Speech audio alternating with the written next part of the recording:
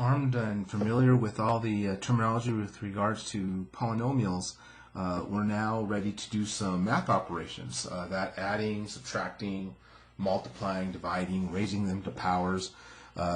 We basically do the same things with them that we do with any type of number. So let's go ahead and get to work. In 4.4, we begin with adding polynomials, and basically it comes down to a old familiar idea of combining like terms. Polynomials are basically just additions and subtractions of terms, and so when it comes to adding them, we just basically add and subtract those like terms. So looking at some examples, in the first one I have a binomial and I'm adding it to a binomial. The parentheses, again, we usually try to do what's inside of them first, but these aren't like and these aren't like, and there's nothing really going on around them. We're not multiplying anything to here. There's no distribution. So this is just a terminology to say that we're adding this binomial to this binomial. So since there's nothing going on, we can basically drop those parentheses and combine like terms. If you want, you can collect things, but I just, I can kind of see 2x and 3x. That combines to 5x, and then I have a 5 and a 4, and that combines up to 9.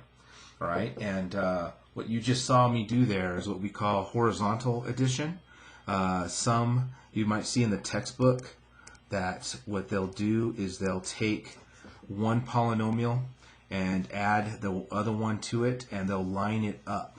And then you can just see, again, it's just a way of configuring my like terms. So plus 5 and plus 4, there's my plus 9. 2x and 3x gives me my 5x. So whatever works for you. I'm comfortable with just seeing things horizontally, but if you need to see things lined up literally, go for it. All right, so you'll see me do this, but at home or on your work, on your quizzes, if you want to do that, I'm not going to mark you wrong because you're just rearranging how you see the combining of like terms. Number 2, we have again a trinomial. We're adding it to another trinomial. There's parentheses, but we can't combine anything like in these, and we can't combine anything like over here. There's nothing being multiplied, so no distribution. So this is just notation for the fact that we're adding this trinomial to that one. So since there's no items going on, we can just drop those parentheses and start moving around. Again, if you need to do the preliminary step of moving things closer together, you can, or grouping them. But I can kind of just see there's a 2x and there's an x squared.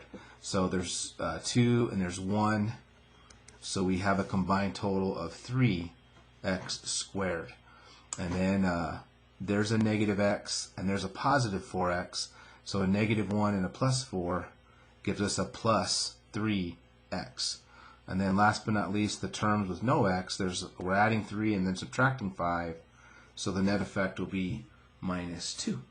All right, and just occurred to me, notice that when we're combining like terms, the powers aren't changing because we're not multiplying.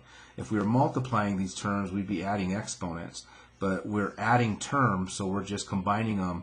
If I've got 2 times x squared and then a 1 times x squared, the net effect is 3 times x squared. So just be aware of that. We're not adding exponents.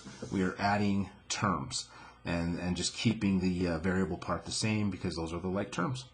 So moving right along, again, we have another addition of a trinomial to another trinomial.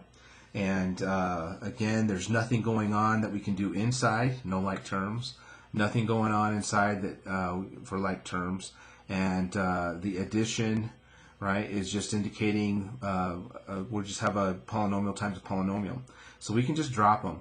To satisfy students who like to do it that way, I would just take the first polynomial, right, and then line it up term by term with the other polynomial and then just combine like terms. So a negative 2 and a minus 5 results in a minus 7. 3x's and 6x's combine up to 9x's. And a negative 4x squared and a 7x squared will give us a 3x squared. And so there's your result. Again, we could have gotten the same thing by just working horizontally like I did, but I thought I'd give those students who like to do it vertically, give them a shot to see their work as well. And then last but not least 4, I try to make this harder by throwing some fractions, but again, there's nothing we can do inside these parentheses, so this is just a binomial being added to another binomial.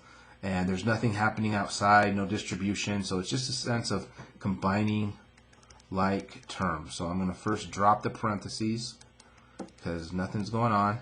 I will take that preliminary step of moving my like terms a little close together. And then the idea here and here is in order to add fractions, I need common denominators. So over here, the common denominator is 20. If you need to see the work, we're multiplying this by 4 over 4 and this by 5 over 5. That gives us 8 over 20x plus 5 over 20x. And let's just go ahead and finish that off. And then so we have 13 over 20x. And then over here, the common denominator is 6. So 2 over 2 and 3 over 3.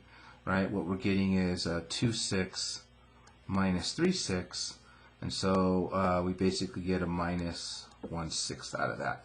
And so again, it's just a process of combining like terms like we've done before. And that's really all that adding is. We just take a polynomial, add it to another one, and just combine like terms. So subtraction's up next. See you guys in the next video.